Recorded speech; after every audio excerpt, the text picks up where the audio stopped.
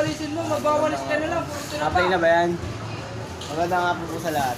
Nagala ko po kayo sa aking lugar dito. Malawak po yung aking palasyo dito. Tara, sundan mo ako. Sumama daw siya. Pwede. Yan.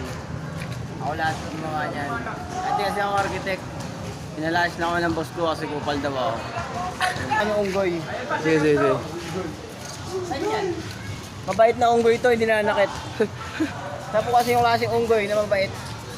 Yung unggoy po na yan, galing po ibang bansa yan. USA po galing original, legit. May tiketa yan, nasa puwet.